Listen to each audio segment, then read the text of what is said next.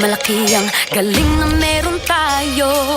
Ilantad ang likas nating talento at magdala ng saya sa mundo. Sa harap ng pagsubok ay di susuko. Para sa pangarap tayo'y porsigido. Magpakitang gilas na at huwag magpatalo. Ipagdiwang natin ang Pilipino. Yan ang Pinoy.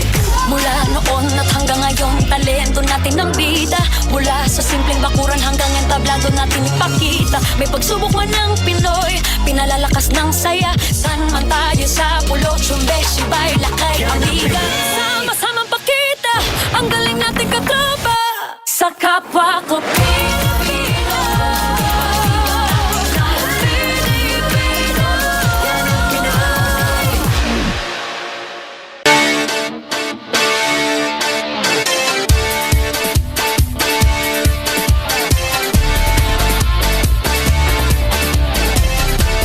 Isa na namang dominant finals run ang ipinakita ng Golden State Warriors para makuha ang kanilang ika-4 na kampyonato sa 8 taon. Pambihira talaga. Marami na naman pong nagsasaya dyan sa Bay Area. At yan po ang ating pag-uusapan ngayong Sabado ng umaga. E di paano? Bango na! Power and play na!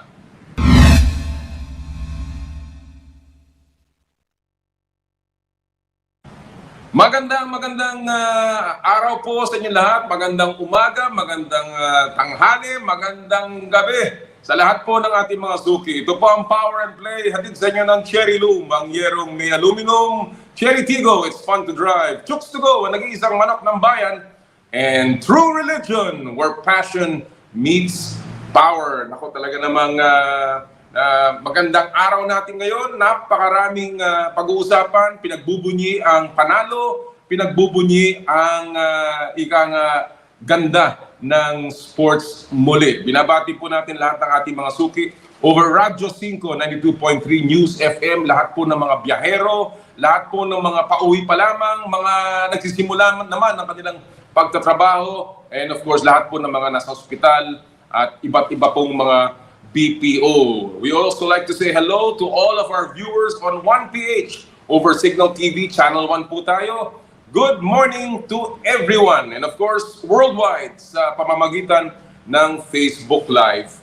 Well, ang atin pong pinag-uusapan kanina, ang muling pagkampyon ng Golden State Warriors matapos talunin ang Boston Celtics in 6 games sa harap mismo ng mga fans ng Boston sa TD Garden. Pambihira ang ipinakita muli ni Steph Curry, a vintage performance, 34-7-7, and yan po ay nagbigay sa kanya ng isang Finals MVP. Of course, malaking bahagi dyan si Andrew Wiggins, si Draymond Green, Klay Thompson, Jordan Poole, and the rest of the team led by their head coach, Steve Kerr. At dominant performance. Of course, walang dapat ikahiya ang Boston. Batang-batang team, first time in the finals. I'm sure marami pa silang pahihirapan. Talking about winners, well, ang ating po mga bisita ngayong araw na to ay napakagagaling din, and of course, all winners. Mamaya po, makakausap natin ang Indonesian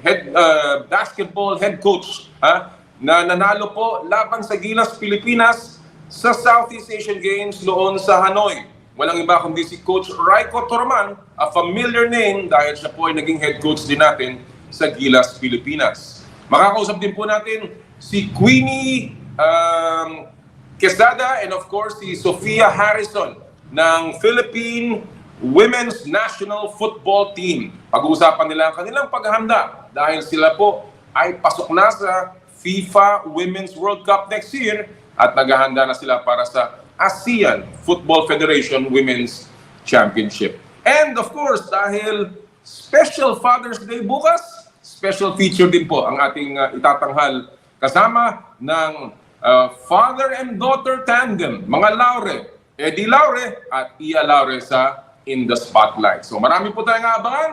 E di paano, simulan na natin sa pamamagitan ng ating Sports Weekly Highlights.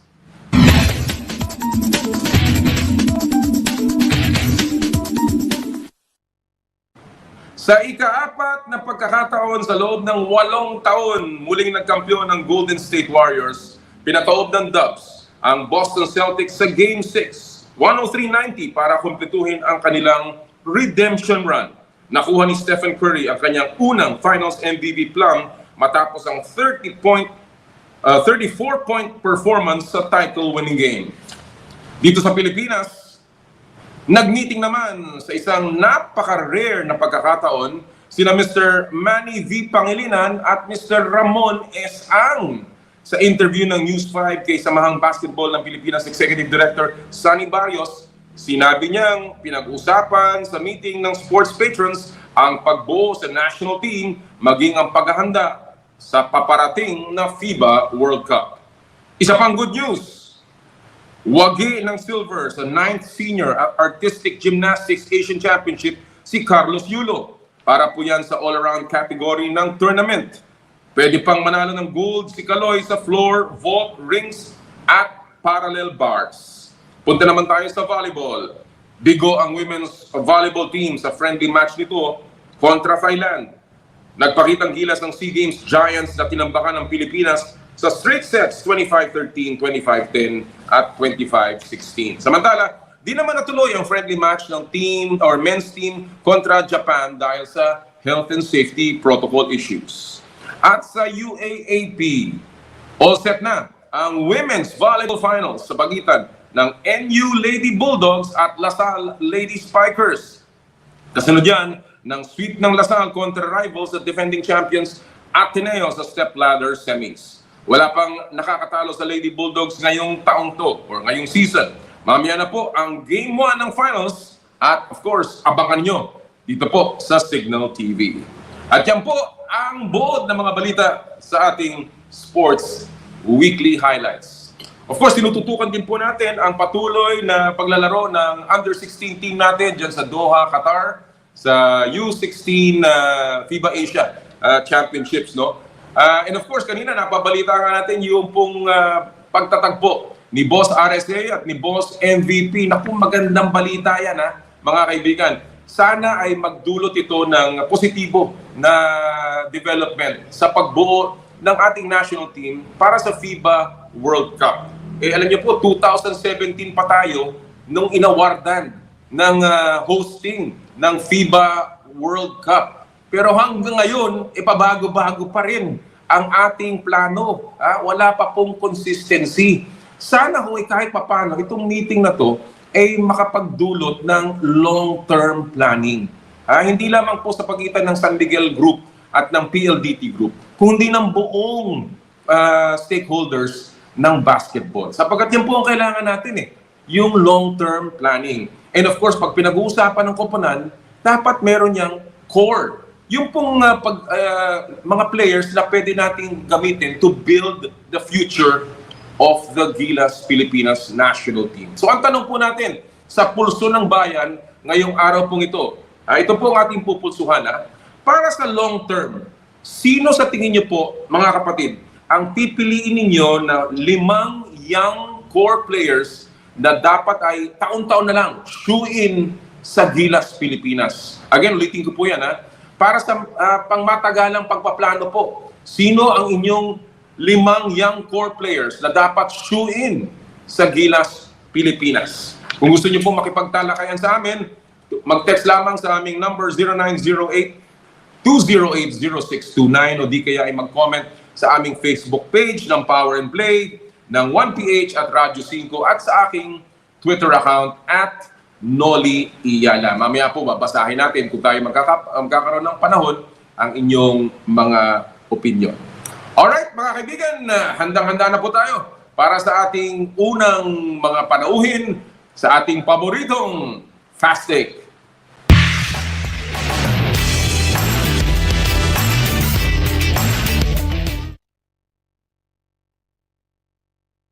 At ang Fast Take ay hatid sa inyo ng Cherry Tigo. It's fun to drive. And today, ang makakasama po natin, ang ating suki, si Luisa Morales mula sa Philippine Star. At ang, hindi masyadong madalas dito, pero tayo masayang kasama natin siya ngayon, si Mark Anthony Reyes ng Philippine Daily Inquirer. Magandang araw, Luisa and Mark. Thank you for joining us today sa Power and Play. Magandang umaga po. Magandang araw. Good afternoon, kami. Maraming salamat. Again, binigyan nyo kami ng panahon. Alam nyo, ang daming magagandang balita ngayon sa larangan ng sports. And I'll begin with you muna, Luisa. No? Pinag-uusapan ko kanina yung performance ng ating U16 team sa Doha, Qatar, kung saan pumasok tayo sa quarterfinals. And now we have a shot at making the FIBA Under-17 World Championships next year kung ating tatalunin ng Australia. Your thoughts and reactions so far? Sino nakaka-impress sa'yo so far para dito sa ating batang-batang team? Yes, of course, nakita naman natin, no, kasi pinapanood ko po yung games nila, it's live on Facebook. Talaga may synergy po itong mga kabataan at marami po silang individual prowess pero at the same time, yung systematic po ang laro nila which has came out with a lot of great games for different players. Kahapon I think mga 5 players po ang double digits po tayo against Kazakhstan para makapasok po sa quarterfinals. And siguro po in terms of mga individual names, no, it has been Kalum Harris, of course, isa sa mga pinag-uusapan na rin for the past couple of months, no, in terms of sa Gilas recruitment natin. He's been doing well, not just in scoring, pero also giving away the ball and rebounding. And then meron din tayong katulad nila Jacob Baila at ni Lorenzo Competente na talagang nakikita natin na very bright po ang future natin sa Gilas. Talaga naman madami tayong huhugutin ng mga talent from the young core and hopefully itong mga batang ito ay magtuloy-tuloy na sa ating national team program. Mark, so far nakita natin ang simula ng PBA Philippine Cup and it has been impressive. Ako personally, I like what I'm seeing. Close games, close matches, and may mga koponan na lumalaban. Blackwater Bossing, ang Converge, yung bagong-bagong team, and of course, ang NLEX. Mark, your impression so far, and is this a good sign para sa PBA? Well, like you, I'm also impressed with the way the games are played sa PBA. Kasi sinabi mo nga, naging balance yung mga suddenly naging balance ang games. Meralco won over, and then Road Warriors won over TNT, the champion. At saka siguro it's good. It's good for the league, especially now that established superstars like Arvin Santos and Calvin Abueva have been playing good games, doing very well in for their respective teams. Oo, talaga. In fact, si Arvin Santos again voted as Defensive Player of the Year. Impressive for a 40-year-old and mukhang pinapatunayan niya na may room sa PBA ang mga 40 anyos na katulad namin. Alright. Well, alam natin itong fast break. Alam na alam to ni Luisa. Pero si Mark, bibigyan ko ng rundown dito. Walang tama, walang mali, Mark. Ang opinion mo at ni Luisa ang mahalaga. And of course, bato-bato sa langit, tamaan, huwag magagalit. We'll give you 1 minute for every fast take issue na aking ibabato. Ready ka na? Ready na kayo? Alright. Yes. Ito na, ang ating unang issue of the morning.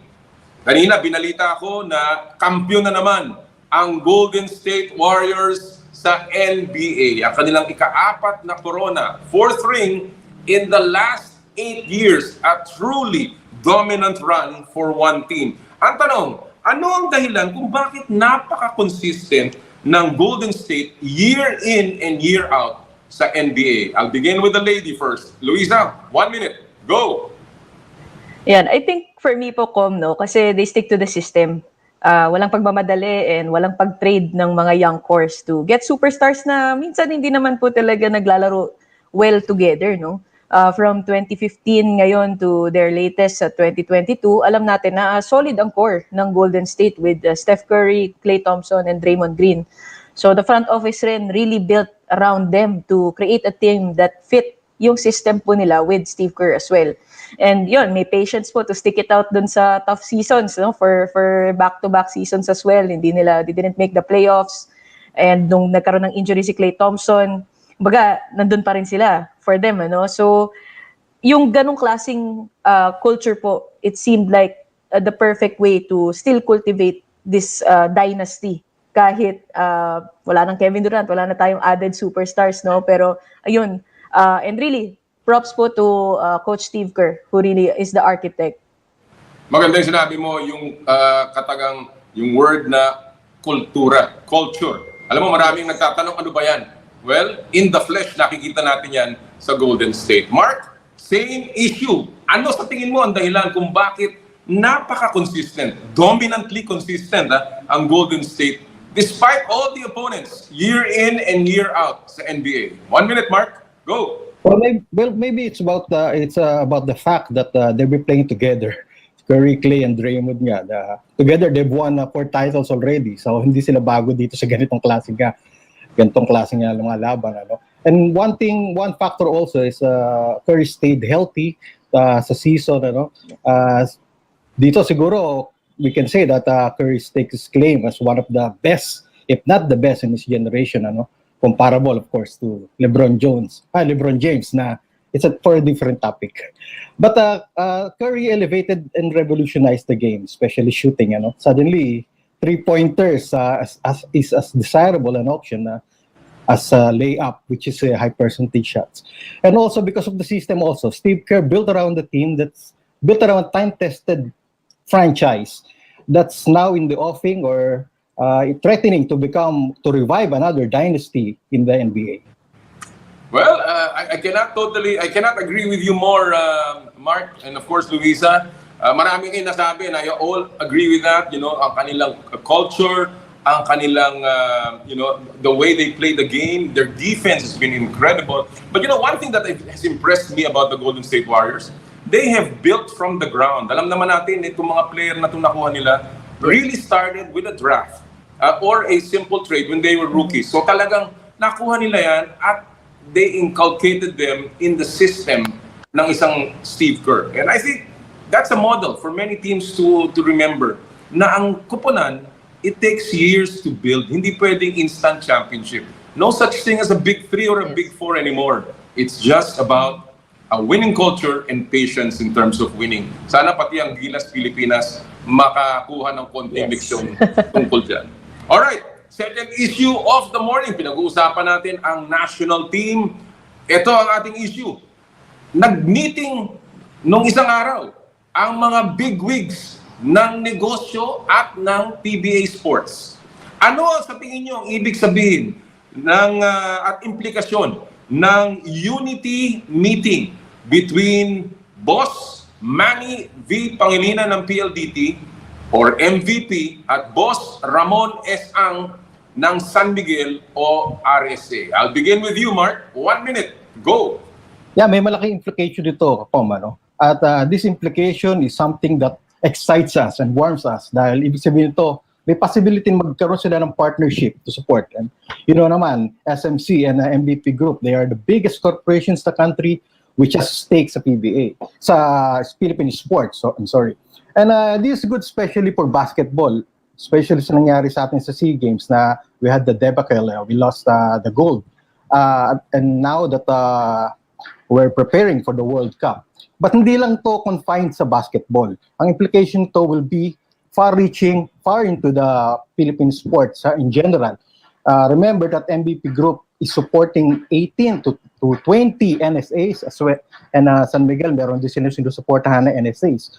So, baka ito na yung start ng very, very active corporate support sa atin, sa Philippine sports na for the longest years, for the longest time, has been very reliant on the Philippine government. Napakaganda nung sinabi mo, Mark. Talagang hindi lamang ito implication about Gilas or the PBA.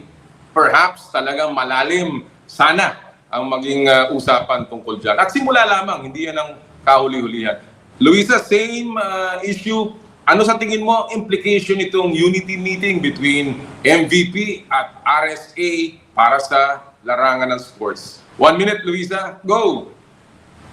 Ayan, before I talk about this, gusto ko lang po mag-shoutout sa nanay kong Golden State fan na cancer-free na po officially. So thank God po doon, no? Pero in terms po of this meeting between RSA and MVP, I think this is a good step in the right direction that, we're going to put the country first in terms of our sports programs, in terms of supporting our different sports teams, no? Na mukhang ito rin naman po yung gusto nilang ipalabas na mensahe, no? With the way that they really talked about this meeting na and see na may unity po, may pagkakaisa sa kanila na hopefully po ay magta-translate into different things, especially for basketball, na ang laging magiging goal na po natin pareho for every Filipino and for RSA and MVP is to really put out the best team that we can each time na maglalaro tayo, and hopefully that leads to a lot more success for our national team. You know, alam niyo naman that I serve both people, both persons, both RSA and of course both MVP when I was very active in their programs from the PBA all the way to the SVP. At alam ko kung gaano sila ka-passionate, gaano sila ka-competitive, gaano sila yung kanilang kagustuhang manalo. But one thing that I have also known is kung gaano nila kamahal ang Pilipinas. And I think that is going to be the key sa kanilang pag-meeting. Kung ano man ang mapag-usapan, kung ano man ang isyong maiharap, siguro ang susi dyan pareho silang nagmamahal sa ating bayan. And I think at the end of the day, that will take precedence over anything pagdating sa unity ng dalawang grupo. Alright, let's go to our third and final take of the morning. Ito ay tungkol sa volleyball na talaga namang ngayon ay umiinit with a lot of tournaments going on, a lot of games. Ang tanong, medyo nakikita natin with this Volleyball Nations League kung gaano kalayo ang paglalaro ng ibang bansa. Gaano kalaki ang gap ng Pilipinas sa mga naglalaro ngayon sa VNL? At ano ang dapat gawin para siguro mailapit ito? I'll begin with you, Luisa. 1 minute, go! Siguro po, no, it starts with the experience and building from the ground up. As we said sa Golden State Warriors, no, that hindi po tayo naglalabas ng mga championship teams overnight. And for sure, lahat po ng mga magagaling na teams sa VNL, katulad ng Olympic champion na USA or yung regional powerhouse na Thailand, no? Kumbaga, these teams are the products of programs that have been there for more than a decade, or kung ilang years na po nila binibuild itong klaseng mga teams na to, no? So, as we can see, na yun nga, medyo malayo pa ang ating level. We are an emerging nation, I would say, sa sport na ito. So, what we can do is, obviously, na talagang mag-invest more in the program, believe that our athletes can do better, and yun, talagang stick to the program at hindi tayo laging nagre-restart ng ating national team. Totoo yan. Talagang hindi lamang yung national team, pati yung mga namumuno sa ating national team na Yes. laging pa-iba-iba. Mark, same issue. Gaano kalaki ang gap sa tingin mo ng Pilipinas mula sa ibang mga bansa, lalong-lalo na yung mga naglalaro sa VNL, yung Volleyball Nations League? At ano pa ang dapat natin gawin para i-bridge itong gap na to? 1 minute, Mark. Go! Remember that the Philippines is not always this way. There was a time that we lording it over the SEA Games. But then we felt nag-emerge naman ng Thailand. And I had a good fortune to talk about with Thailand volleyball officials several months ago. Sabi nila, ang Thailand naman, di naman kami ganyan agad. Hindi naman kami ganung, hindi nag-happen overnight. Suddenly, they're competing sa World, they're competing sa Grand Prix. They also started na watak-watak din, na naghahanap din sila ng mga materials from their development program. Tingin ko naman we're on the right path. We got the FIBB support. We got the Brazilian coach Jorge De Brito, and siguro naman nag-start na siya, nakikita ko naman nag-start na siya ng magandang program, and we are not bereft. We are not hindi tayo kulang sa talent. Nakikita naman sa UAP, yung mga naglalaro doon, parang professional level na. I think we'll get there. It's just a matter of time. Very good. Very well said. And I agree with you. Alam naman natin unang-una, it starts with getting all the best talents, no? But I also like the fact na ang PNBF, at least, nabuo, no? Naging unified. So maybe that's a start. And hopefully, we can build from there with all of these mga invitationals coming and getting exposed dito sa kanitong klaseng laro. Meron nga ako nakita isang post, no? Sinasabi doon, what is an investment? Well, sabi nila, Usain Bolt won 8 gold medals in 3 Olympics and has only ran for less than 115 seconds to earn over $119 million.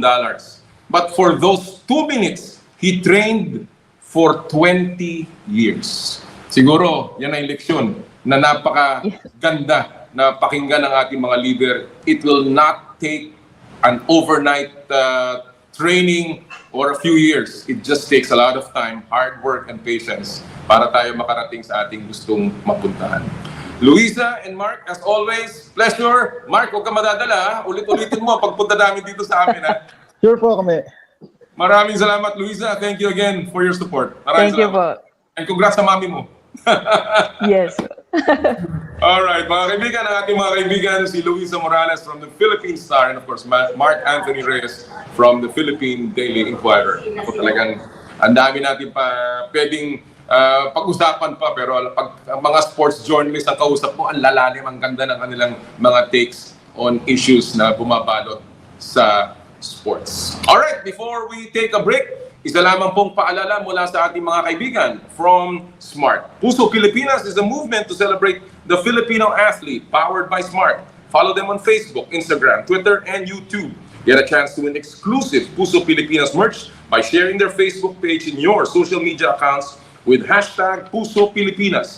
The GigaLife app is the latest mobile app from SMART that lets you discover and enjoy your passions with the different Giga promos. It can be downloaded and used by SMART Postpaid, Smart Prepaid, Bro Prepaid, and TNT subscribers via the Apple or Google Play Store. What can the GigaLife app do for me? Check your balance. Monitor your current subscription, top up using debit credit card. Subscribe to the latest Giga promos. Monitor your data consumption. Auto-detect your mobile number when you are connected to Smart Network one-tap subscription to the most popular offer, Giga Video 99. And of course, Power and Play is powered by Smart. And kami po ay magbe-break. Marami pa po tayong pag-usapan sa ating Saturday edition again. Ang sa inyong paboritong kasama, ito po ang Power and Play. Hatid sa inyo ng Cherry Loom, Cherry Tigo, Chooks to Go, at ng True Religion.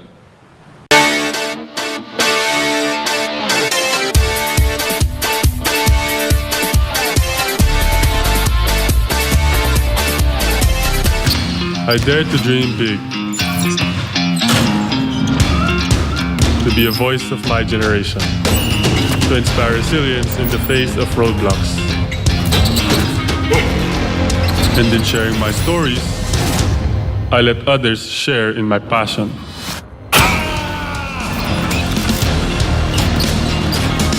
Follow Kai's stories on Twitter and share yours with Smart Double Giga Stories. Share 2 times the passion with 2 gigabytes for Twitter and more. Guaranteed every day, plus data for all sites.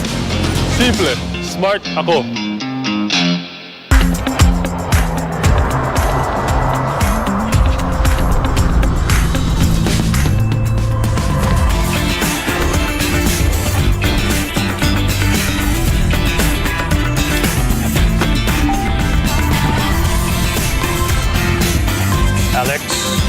Alex, are you ready to have some fun on your first driving lesson?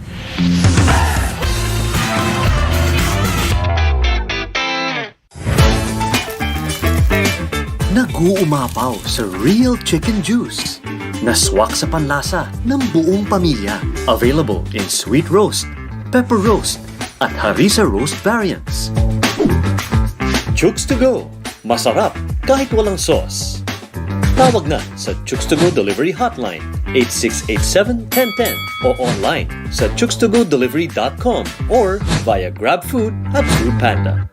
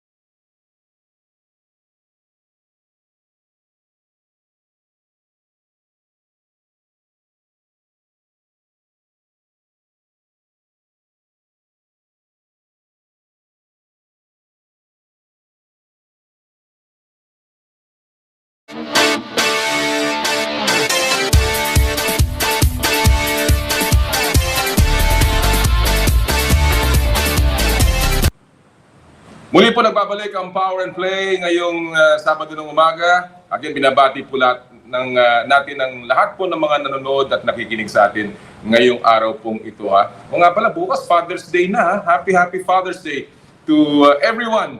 Yung pong mga ama ninyo na maswerte pa kayo may mga ama, batiin niyo po ng isang maligayang Father's Day.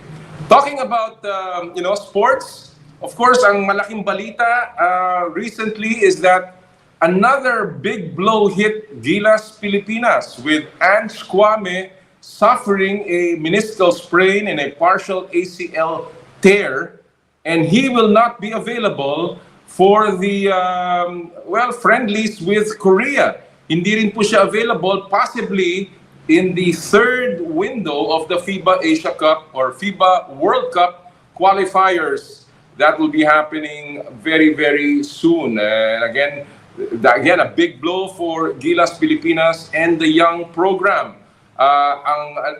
Isa pang player na hindi po makakapaglaro possibly is Dave Ildefonso, who may miss also the next few games. So after a loss in the Southeast Asian Games, now this for Gilas Pilipinas. So ano ba ang nangyayari? And I guess one chapter of the Gilas Pilipinas journey was, of course, that huge loss, that huge blow in Hanoi. And today, we are very fortunate to have with us as our guest the man who steered the Indonesian national team to that gold medal finish in Hanoi, former Gilas head coach, and of course, a very good friend, Coach Rajko Toroman, straight from Brisbane, Australia. Good day, Rajko. Good day, Dolly. Nice to see you. Good to see you. Thank you for joining us on Power and Play. Coach, first of all, so many reports about your role with the Indonesian national team in the Southeast Asian Games. They were saying that you were a technical advisor. And of course, a coach named Milos Pejic was the man at the helm. But what is your exact role? I understand you are still head coach. And what is your relationship with Coach Milos? But it's the program of 3 years what I did with Indonesian national team. We formed also the B national team, and Milos was the head coach of the B national team. I brought Milos to Indonesia. First, he was coach of Satria Muda, and our first option was to go with the B team for the SEA Games, and Milos supposed to be the head coach. And in the end, lastly, we decided to go with the best national team, and we didn't want to change, but we are working together. And after the SEA Games, I officially returned back to the head coaching position. But that don't change too much because we are together, we are working together. And I think this work give us the result, and it will be also for the windows and for the FIBA Asia. But officially, I'm a head coach of this because that's the program which I was working 3 years, and even the B team, where Milos was the head coach, was working on the program in the same philosophy like a senior national team. And part of the program is the reason why you are in Australia now. Can you tell us a little bit about what you are doing there, and how many games are you playing in Australia to prepare the Indonesian national team? We will stay 16 days here. We are playing against NBL 1 teams. NBL 1 is the second division of the Australian NBL, because NBL finished, the first league finished 15 days ago, and it started with the NBL 1, but some of the NBL players play in this league. For us, it's a great opportunity to play against this team, and great opportunity improve. Great opportunity. Even in a Gilas program, you remember that we were in Australia, Yes. we were in Canberra, and we play against good teams here.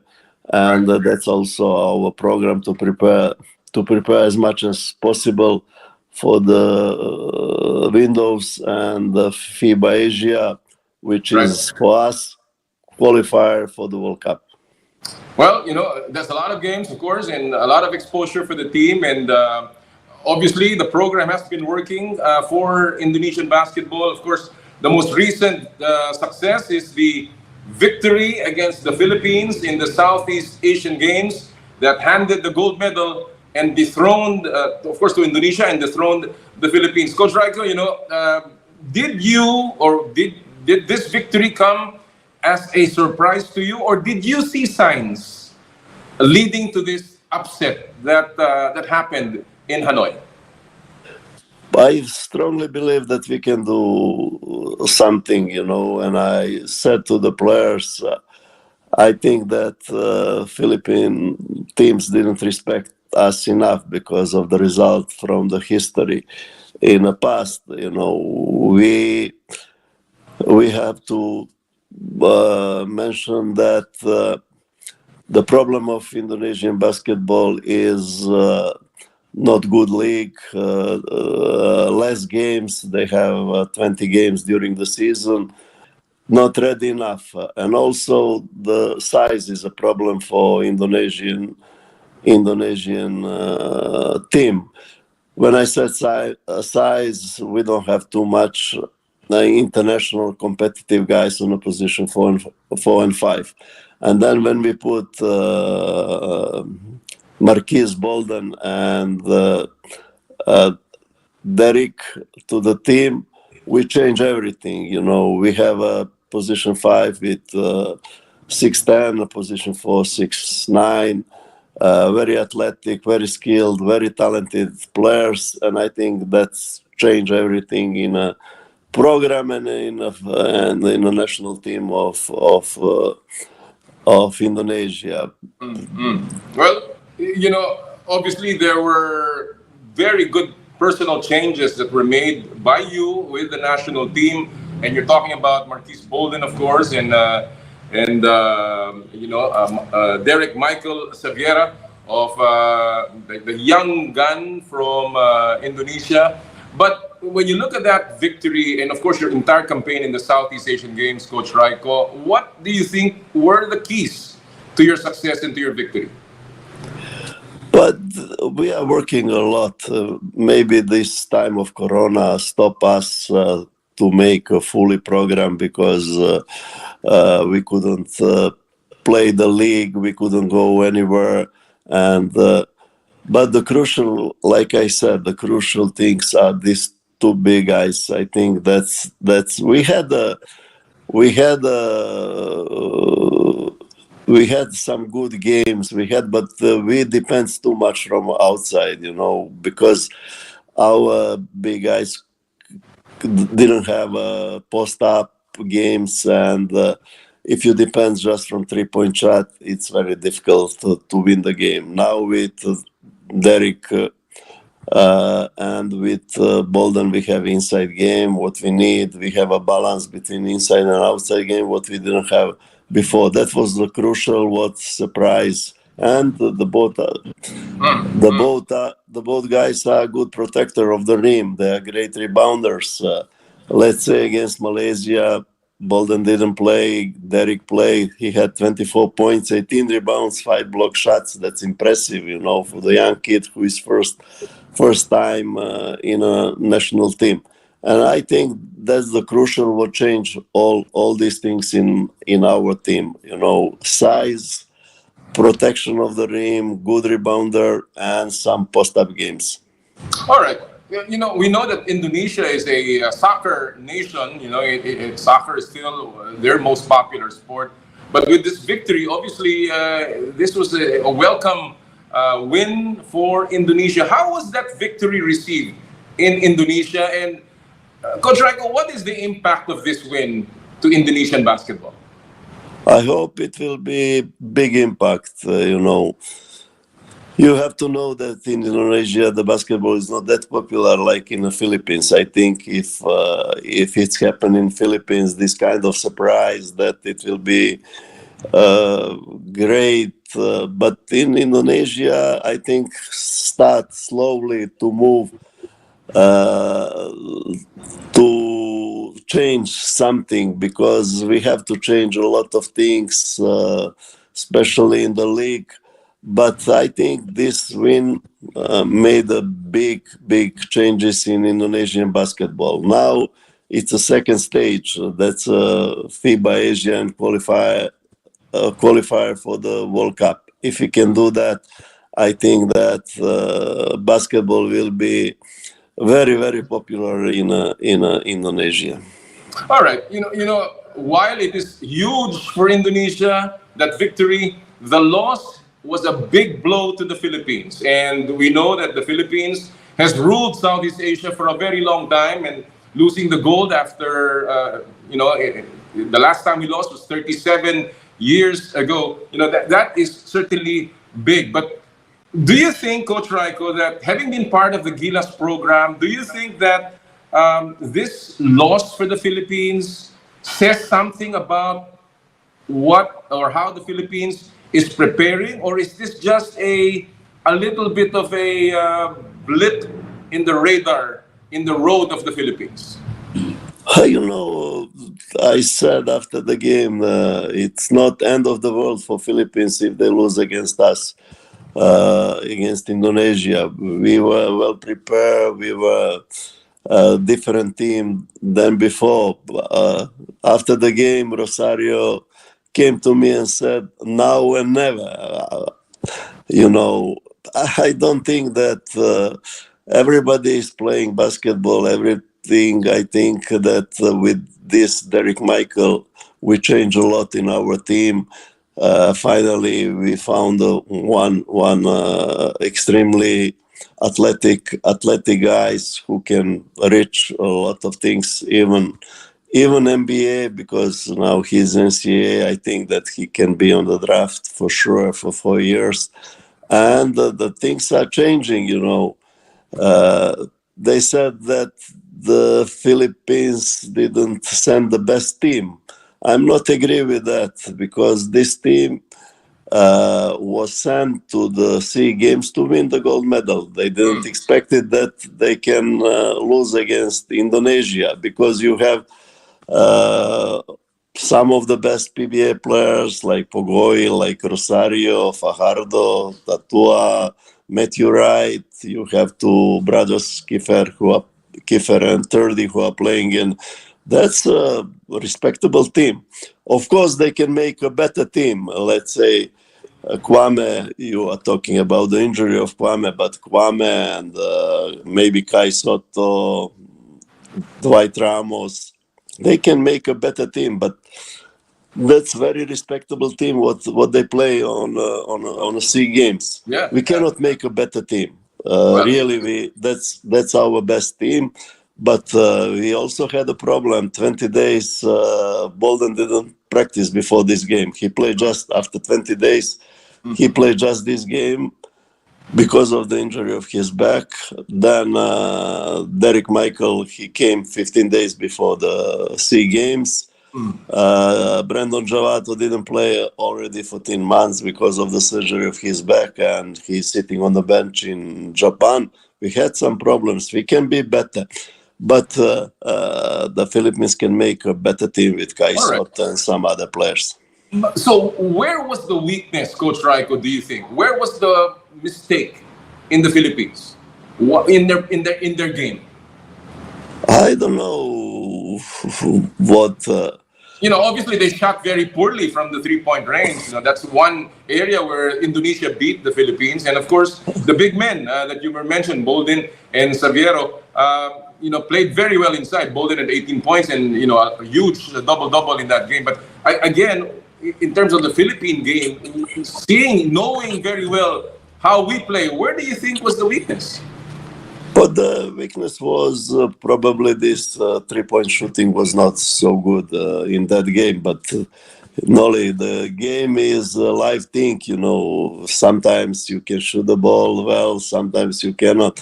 But the point is that we improve on that level that we can be competitive. We can lose this game. We can lose this game. But we are competitive, which is a great achievement, you know, to play.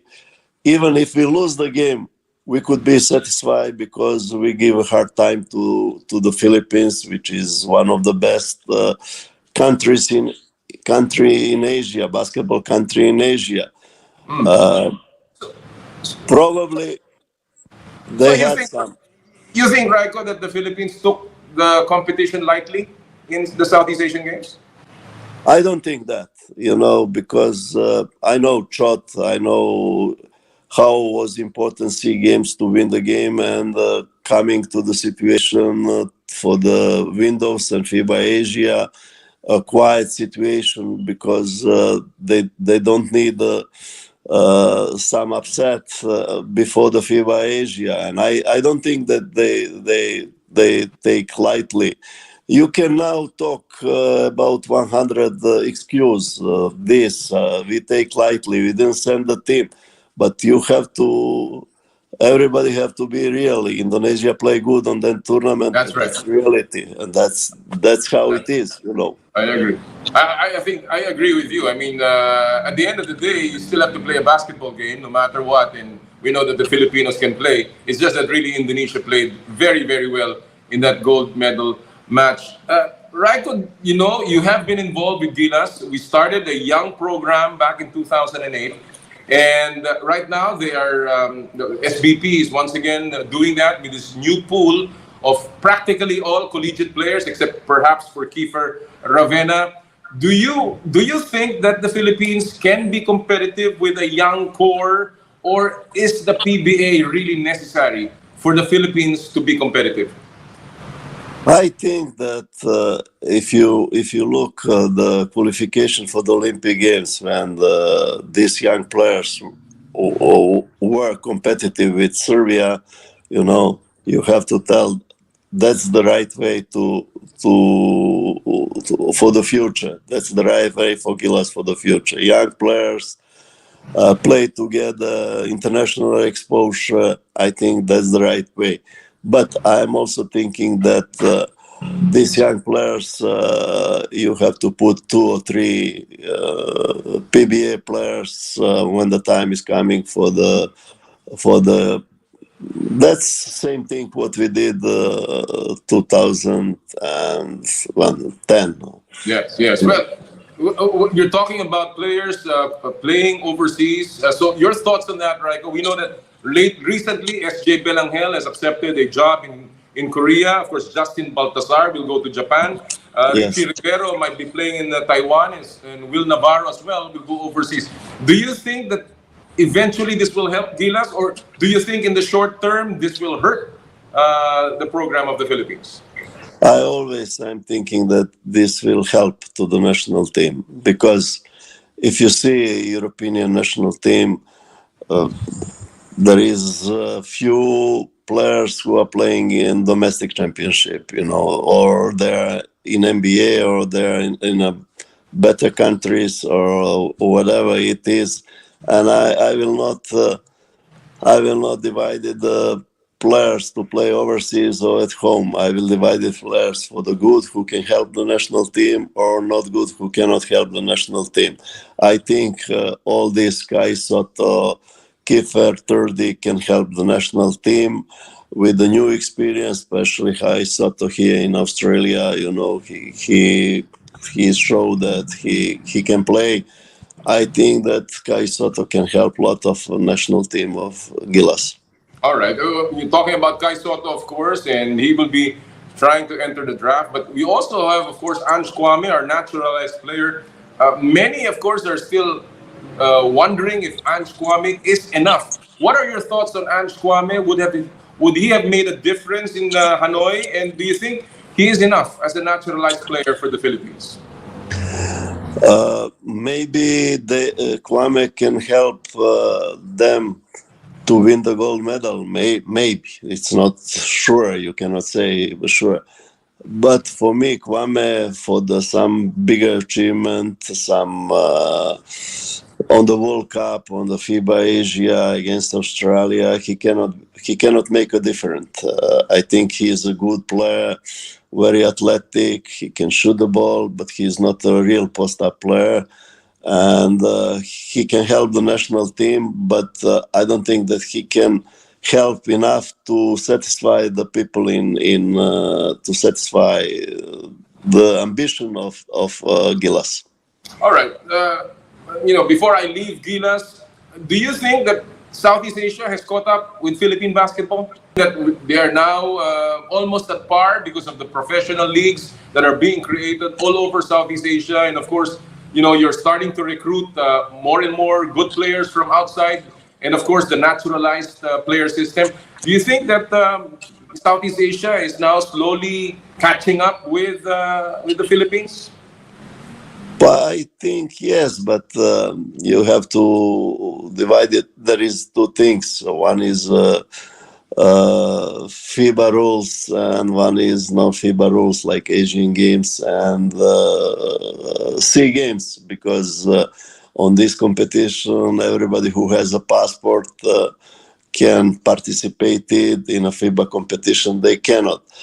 For SEA Games, yes, it can be closer and closer because of the passport situation. But on a FIBA competition, they are so far from Philippines, everybody, because of the situation with the passport.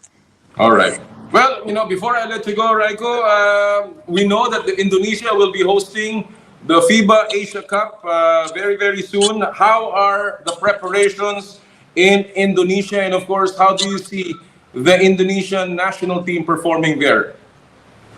It's a crucial time for us. That's a program from 3 years. Now it's coming to the end.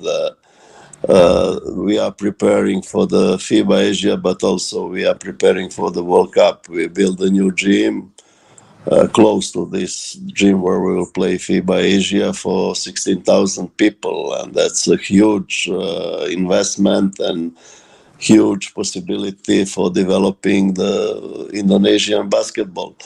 The FIBA Asia is only for us qualifying because FIBA said that we are not enough good like a host to participate on the World Cup. We have to be in the first 8 in a FIBA Asia.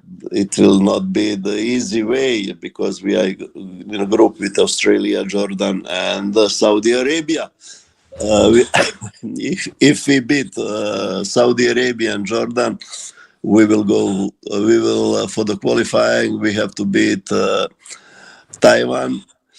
If we lose one of these two games against Jordan or Saudi Arabia, we will face Korea for the which is very difficult game. But if we continue with this way, how we are doing, I think that everything is possible. And then we made the second history first history is SEA Games, second history is World Cup for Indonesian basketball. Wow. Well, I cannot say that I'm happy that Indonesia beat the Philippines, but I can certainly say that I'm happy for you because I know that you have worked very hard everywhere you go, regardless of where you work. You always try to do your best and to provide the best possible coaching. And I can see all the benefits now that Indonesian basketball is getting. So I'm very happy for you, Coach. Thank you. I certainly hope that the Philippines can beat Indonesia again, but we will see you in the FIBA Asia Cup for sure. And I look forward to having you again on the show. Maraming salamat, Coach Rajko. Thank you. I hope that I will see you on FIBA Asia in Jakarta. Thank you. Mga kaibigan, ang head coach ng Indonesian national team, Coach Rajko Toroman, of course, dati pong head coach ng original Gilas program in the Philippines. Wow. Interesting times for Indonesian basketball, and we certainly hindi ho tayo pwedeng matulog sa pansitan because naghahabol na ang ating mga kalaban sa Southeast Asia.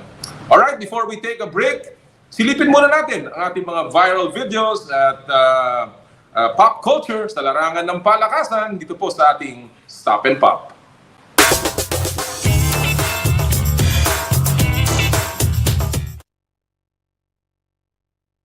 Ang video po natin ngayon ay tatawagin nating Hustle. Aba, parang ito yung pelikula sa Netflix.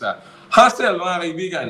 Ito pong play na to, at panoorin natin ito, ay tungkol sa isang laro kung saan palabas na yung bola. Out of bounds na yan, tatalbog yung bola. Ayun, lalabas na. Ipinatalbog nung nakahawak na nakaputi. At imbis na tumama sa kalaban, aba, ay pumasok yung bola. Panoorin nyo ulit, papatalbogin niya sana, pero tumalbog at sumut doon sa kanilang basket. Ang tanong ngayon, counted ba yan na 3-point shot dahil nasa labas siya? Magandang palaisipan yan, At maganda rin pong video yan sa ating Stop and Pop. Minsan talaga, pag mas maganda yung swerte kaysa magaling, mga kapatid. Pero again, 3 points ba yan? O 2 points? Kayo na ang mag-usap at maguntahan. Alright mga kaibigan, we will take a quick break. Sa amin pong pagbabalik, marami pa ang aming itatampok dito sa inyong paboritong kasama tuwing Sabado. Ito po ang Power and Play, hatid sa inyo ng Cherry Loom, Cherry Tigo, Chooks to Go, at ng True Religion.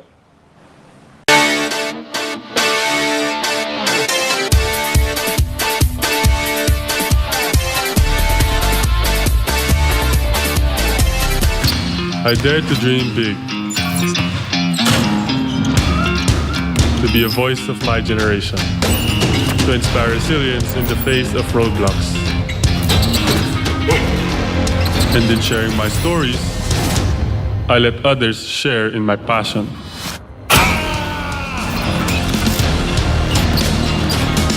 Follow Kai's stories on Twitter and share yours. With Smart Double Giga Stories. Share 2 times the passion with 2 gigabytes for Twitter and more. Guaranteed every day. Plus data for all sites. Simple, smart ako.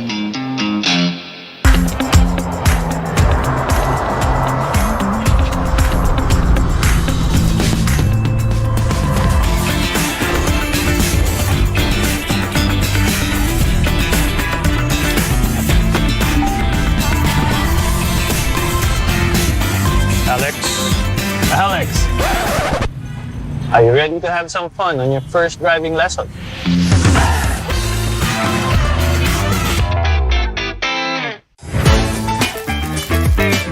Nag-uumapaw sa real chicken juice. Naswak sa panlasa ng buong pamilya. Available in sweet roast, pepper roast, at harissa roast variants. Chooks to go. Masarap kahit walang sauce. Tawag na sa Chooks to Go Delivery Hotline 8687-1010 o online sa chookstogodelivery.com or via GrabFood at Foodpanda.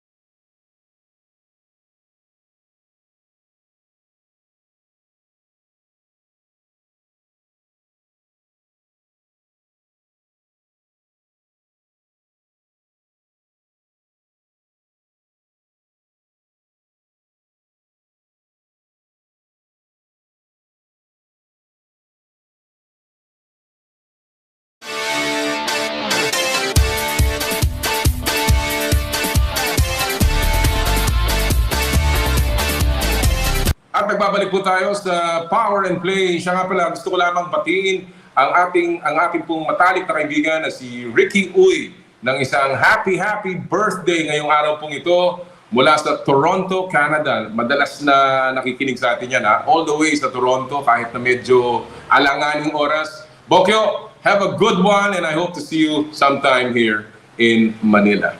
Alright, talking about mga suki natin, well, gusto po natin magpasalamat sa lahat ng mga tagapagtaguyod ng Power and Play. Unahin ko na po ang Cherry Loom, ang yerong may aluminum. Sa ganitong pabago-bago ang panahon, mga kapatid, sobrang init tapos biglang uulan. Kailangan natin ng matibay at protektadong bubong. Dapat ang bubong ay yerong may aluminum. Kapag may aluminum, tsak na pang matagalan.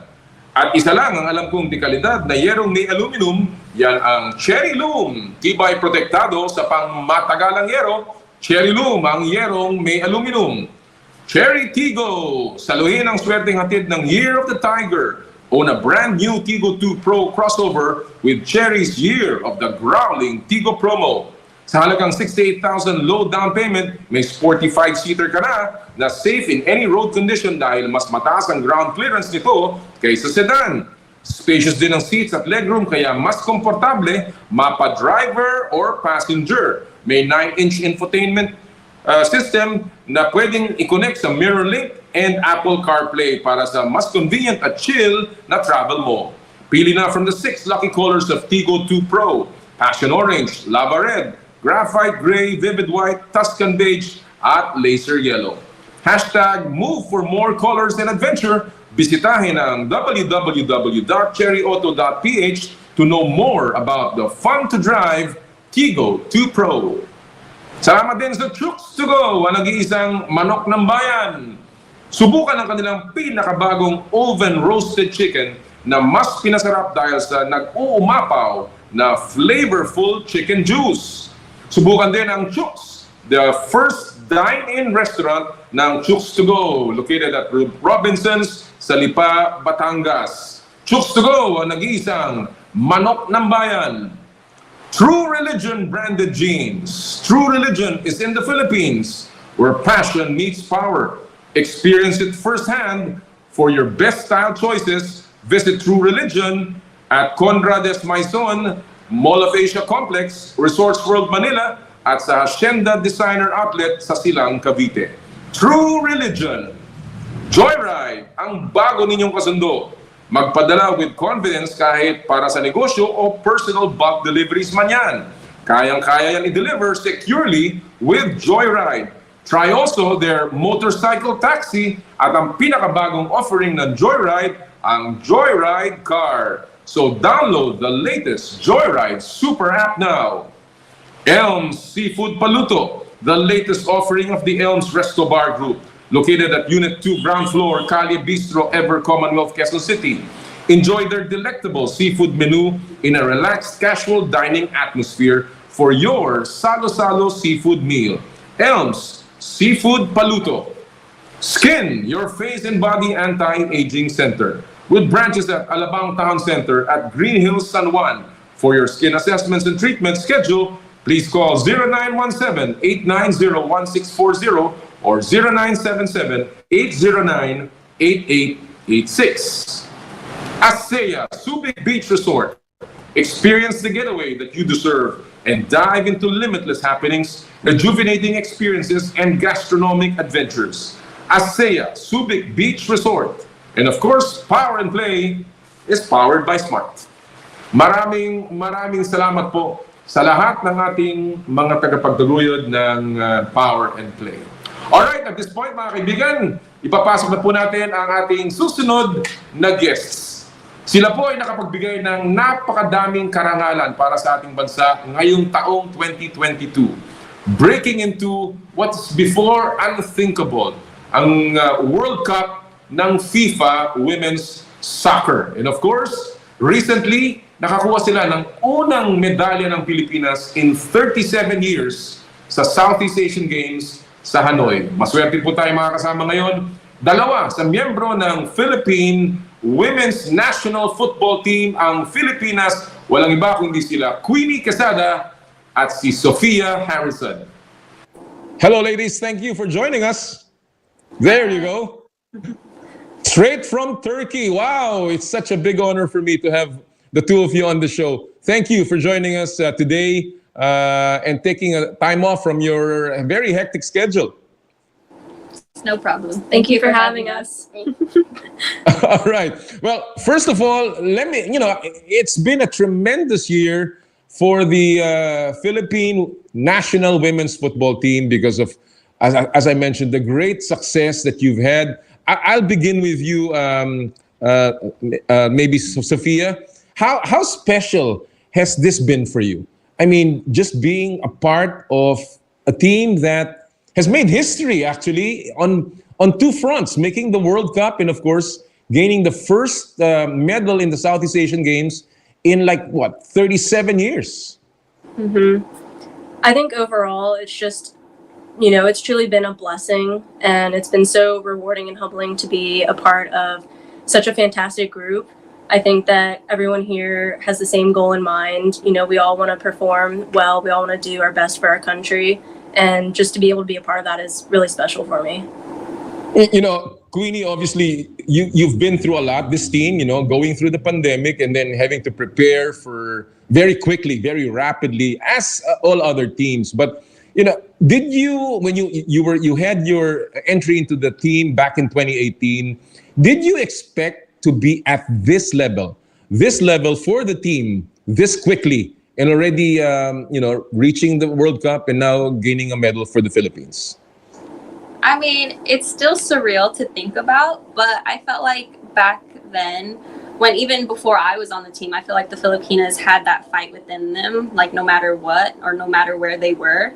We always, like Sofia said, we always knew what our goal was.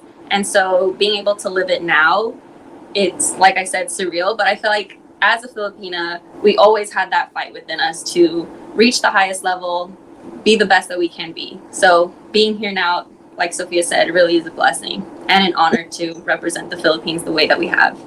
When you look at your team, when you look at the Filipinas, it is a very young team. In fact, I read an article that said that it's probably the third youngest team that competed in the Southeast Asian Games. And it's also very diverse when you have players who are coming from different leagues all over the world. And of course, some young, some teeners, some veterans in the team.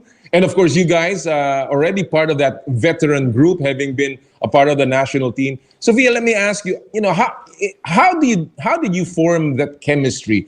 How was that chemistry formed in that team? And of course, the bond that you have displayed in the pitch.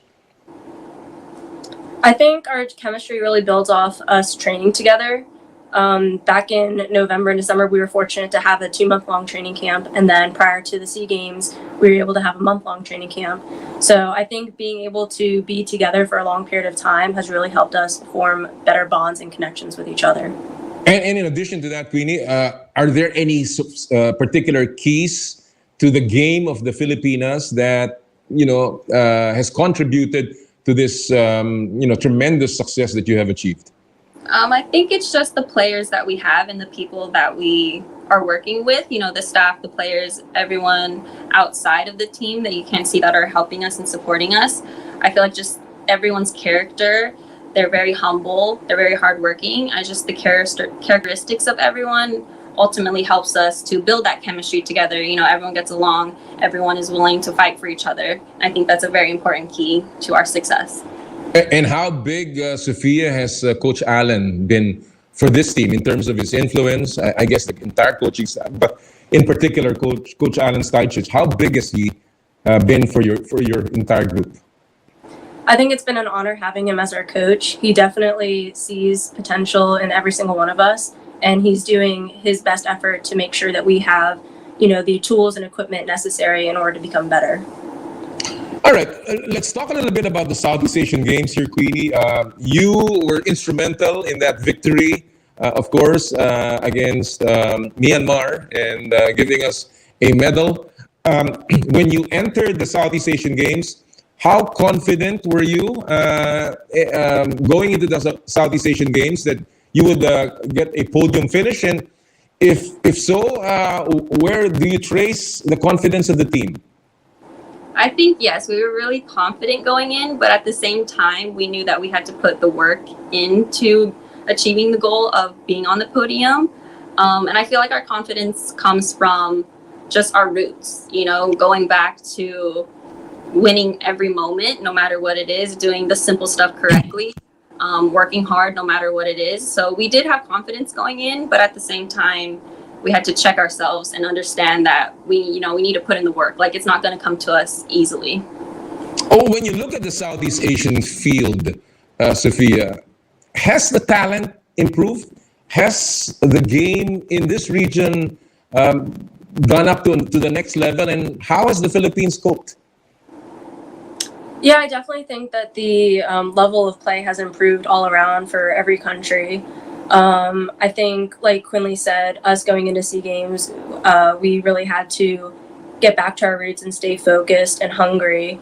And, you know, with the games being so close to each other and fighting for a medal, we just had to make sure that we were focused on the next game. You know, no matter what had happened in the previous game, we had to get our minds right and just get refocused for the next match. You know, a bronze in the Southeast Asian Games, and now you are preparing for the ASEAN Football Federation Women's Championship, of course. That will be held here in Manila. You are in Turkey and doing the preparations. How are your preparations there in Turkey, Sofia? I think that the coaches have a really great plan laid out for us. We have a few international friendlies coming up, and so we're just getting ready to prepare for that. And we're planning for those games to then prepare us for the AFF tournament. All right. In terms of preparations, is the team complete? Are you going to? How many games are you getting there, Sofia? So we have one game here in Turkey, and then we will go to Slovenia and play 2 more matches. And then I believe we have one more international friendly in Manila. All right. Queenie, obviously, you know, now that you are concentrating on the AFF, what is the focus of the team right now in terms of trying to get better? Which areas of your game is Coach Allen putting more emphasis? I think Coach Allen always wants to bring the best out of each individual player. So we always are focused on that. But collectively as a team, we obviously want to be the best that we can. And so with the preparation here, I think we just trying to, you know, improve our strengths, tighten up our weaknesses that we have as a team. And so hopefully with these upcoming friendlies, we can try to increase our ranking if we can, so to get a better draw in the World Cup. So everything is just to help us grow. You yourself, Queenie, what is the focus on your personal game? Where do you think are the areas that you are a little weaker or you want to improve, and so that you can contribute a little more to the game come AFF? Well, personally, I want to improve my attacking, just going forward, being more creative, creating more chances for the team to score, but also defensively, since I am a midfielder, I have to do that defensive work, and sometimes it's not my forte. So I'm learning from Sofia and to fine-tune my defense. You're smiling, Sofia. So I want to ask you the same thing. What is the focus on your training personally for you there in Turkey? Personally, for me, I would say just making sure that my fitness is up to level and trying to be more fit every day, making sure that I'm doing what I can to help the team be at our best level. Mm-hmm. All right. Well, we know that the Philippines is qualified for the FIFA Women's World Cup in 2023, which is already a few months away. You know, it'll be next year. When you look at that, and now you are preparing for the AFF Women's Championship, how are you treating this particular tournament, your preparations for this AFF Championship as a build-up towards 2023? I'll begin with you, Sofia. I think that this tournament is going to be a huge preparation for us. We're playing some teams that we played in SEA Games, and so being able to have a rematch against them is going to be great. I think that it's going to be a great showing. And I think that with preparation for the World Cup, every day we're working hard to get better and grow. And I think the AFF tournament and tournaments that come before the World Cup are all going to help us grow and be where we need to be.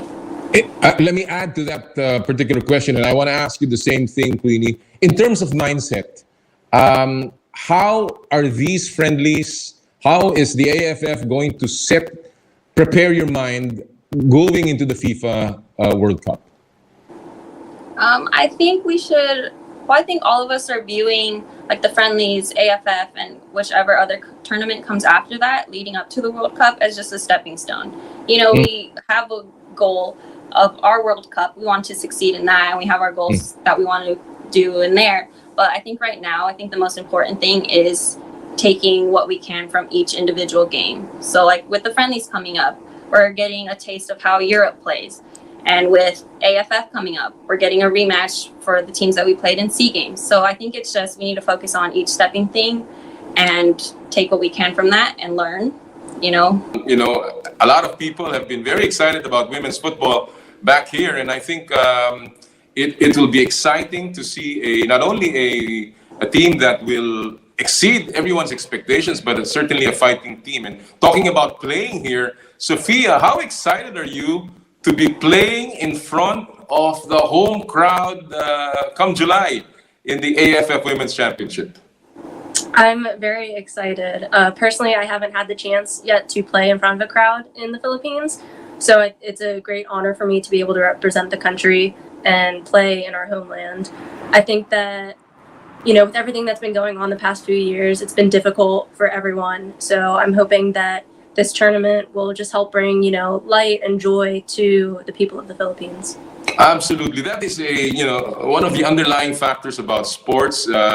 Somehow sports just helps us overcome so many of the issues of the day, and seeing our women's national team play in front against all of these top teams in the ASEAN certainly will be a big treat for all of us. Queenie, when you look at this team coming home and of course being cheered on by the fans, how significant is that in terms of the development of the game in the Philippines? I think it's a big significance, just, because I think, as Sophia said, a lot has been going on, and I feel like a lot of our supporters from the Philippines have only seen, what we can do, our successes, online. And so for them to actually see us in person and for us to play in front of them and for people to come to our games and cheer us on and for us to actually interact with our fans, I think it would be really, really significant just to have that connection again and not have it be online.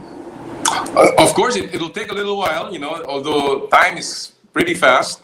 You have a couple of friendlies, as you mentioned. You're still going to Slovenia, I understand. And is that something you're looking forward to, Sofia? Playing against these very, very good football clubs in Europe. Yeah, I'm looking forward to all of our international friendlies. I think it's going to be a great turnout for us to be able to show the European countries what we can do, but also be able to learn from them because they're such high-level ranked teams. So to gain any experience that we can is going to be great for us. Well, what do you guys do in between, the games? I mean, you're there, everyone's together. Is there some kind of bonding activity? Do you go out shopping, or what is it? What do you guys do in between all of these friendlies? Well, we just got here yesterday, so we don't have our entire schedule out yet, but we'll probably have some team bonding activities going on and time to rest and recover and just being able to be around each other. Well, Queenie, you've been in the news a little bit because of your signing with the Serbian team, Red Star. Of course, you've been in other clubs all over the world. You played in Taiwan, you played in Japan, of course, and now you are hooking up with the Serbian football club. Tell us, first of all, how did this happen? I mean, tell us a little bit of the ins and the inside story behind your signing up with Red Star. Well, it's an interesting story just because my fiance right now, he lives in Serbia. And so we've been doing long distance for a while. And I've been keeping an eye on the Serbian league over there and specifically that club. And so just the timing of it was honestly God's timing because it couldn't have happened either way. and especially how it happened. My fiance was kind of helping me out with that, especially since he speaks Serbian. He's from there. But yeah, I'm really grateful for the club welcoming me there, and I'm just excited to get started with them. Well, I'm sure you'll be closer to your fiance, and I guess getting more training, and of course getting a little more acquainted with the Serbian way. Does that impact your tour of duty with the national team? How does this actually have an effect with your playing for the national team of the Philippines? I think it's a positive effect, just because when I'm not on duty with the national team, I can still go to my club team and I'm still going to play games, still going to get my fitness, my touches still in. So I think it's like a really positive thing for me. And just the club already mentioned that they're really supportive of me leaving whenever I can to pursue my national team duties. So just hand in hand, it works out. It's a win-win. Great, fantastic to hear that, and of course your own personal development as a player. Sofia, your own personal plans moving forward. Obviously, after this, the World Cup beckons, but are there any plans for you in between while you are waiting for the World Cup after the AFF? Yeah, I'm currently working with an agent, so I'm hoping to have a professional contract coming up soon. So that's my plan so far. And you cannot reveal that on Power and Play? No. Not yet. All right. But we're going to look forward to that, and certainly the news about you hooking up with a professional club. I want to divert just a little bit. Of course, the nickname, the moniker of the women's football national team has been changed from the Malditas to the Filipinas. Your thoughts on that, Sofia? I don't have any personal opinions about it. I think I agree with Sir Jeff's decision. I think that it really resembles and shows, who we are. We are Filipinas. We represent the country, and I'm proud for the moniker that we have. All right. Well, regardless of what you're called, you will always be the Philippine women's football national team. And I think that's good enough for me because we know that you're representing the flag. Queenie, before I let you go, how far can your team, can the Filipinas go in the AFF group of death? Because you are playing in such a tough group. You're bracketed with Australia, with Thailand, with Indonesia, Singapore, and Malaysia. How far do you think can we go in that group of death? I think it's exciting that we're in that group. Yes, it may be considered the group of death, but that's how we grow, how we learn out of our comfort zone. That's how you develop. And so, knowing our team, we're reaching for the top. I think we can top the group and even get first in the tournament. We're reaching for the stars here. We always say dream big. Terrific. Sofia, you share the passion, you share the confidence. Are you daunted by this group, or is this something that you just welcome as a challenge? I agree with Quinley. I think we definitely all welcome this as a challenge, and we're all looking forward to put our best foot forward and just represent the country as best as we can. We're excited to see you play, of course, come July. All right, as a final parting shot here, why don't you invite everyone to watch you live, no longer online, no longer just online, but live when the AFF Women's Championship comes over to Manila. I'll begin with you, Sofia. Yes, please, everyone, come to our games. We are playing at Banan Football Stadium. All of our games are at 7 p.m. So we really welcome everyone to come. We appreciate and love all of your support, whether you're able to come in person or not. So just thank you. Maraming salamat. Thank you. And Queenie, your invitation to the many fans of the Filipinas. I think Sofia said it. Come support us. We'll be happy to see you. I hope that you guys will be happy to see us. I'm sure we're going to play our hearts out for anyone, like Sofia said. If you're here or in Binyan watching us, or if you can't make it, please watch us online. Just support us, and we appreciate it so much. Your sacrifices and, of course, the heart that you're putting up and sharing with all of us through your achievements as well as your effort in the pitch and, of course, in all your trainings and friendlies are truly appreciated, and we are looking forward to seeing that fighting team back here in the Philippines. Have a safe training trip, and of course, good luck in all your games. Thank you so much, Sofia and Thank Quinley. you. Salamat po. Maraming salamat. Mga kaibigan, ang ating pong mga kasama from the Filipinas, the Philippine Women's National Football Team, si Sofia Harrison and Quinley Quezada. Talaga namang pambihira ang kanilang gagawin ngayon. And of course, all of that success in this first half of the year, sana po ay magtuloy-tuloy hanggang kaduluduluhan ng 2022. Alright, bago tayo mag-break, balikan muna natin mga kaibigan ang ilan sa mga makasaysayang mga moments in our This Week in Sports History.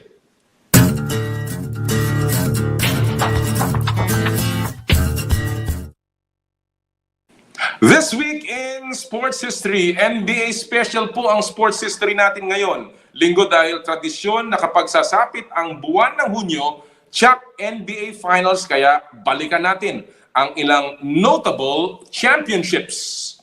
June 12, 1991, dyan po nakuha ni Michael Jordan ang una niyang NBA title kontra sa Los Angeles Lakers. June 12 din, noong 2002 naman, kinumpleto ng Lakers ang kanilang final sweep kontra New Jersey Nets para sa three-peat ng LA Finals MVP dyan, si Shaquille O'Neal.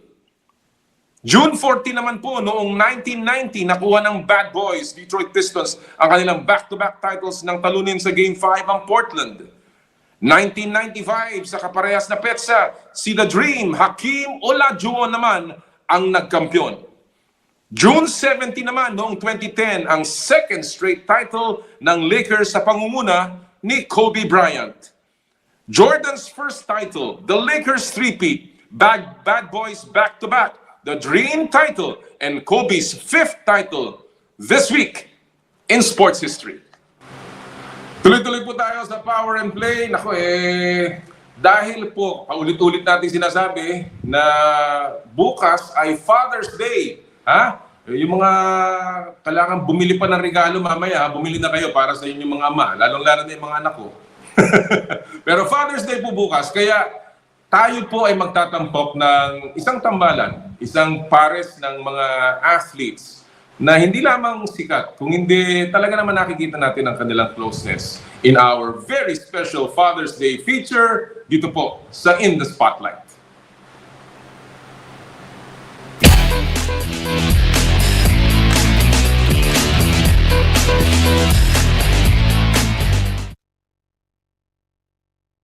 At ang mga kasama natin ngayon, walang iba kung hindi ang father and daughter tandem na isang dating professional basketball player, naging MVP, naging sikat na manlalaro sa PBA. And of course, ang kanyang anak naman ngayon ay making her name sa larangan ng volleyball. Ang dating PBA player, si Eya Laure, at ang kanyang anak mula sa UST Golden Tigresses, walang iba kundi si Eya Laure. Magandang araw, Eddie and Eya. Maraming salamat sa inyong pagsama sa amin sa Power and Play ngayong Father's Day presentation namin. Magandang araw sa inyo. Magandang araw din po. Magandang araw po. Very good to have you. Eddie, hindi ka nagbabago. Parang magkapatid lang kayo ni Eya. Hindi ka nagbabago Parang matanda lang ng 5 taon. Papayag ka ba noon? Pag matanda lang ng 5 taon ng dati mo? Pwede na. Hindi talaga nagkakalayo po yung itsura po namin.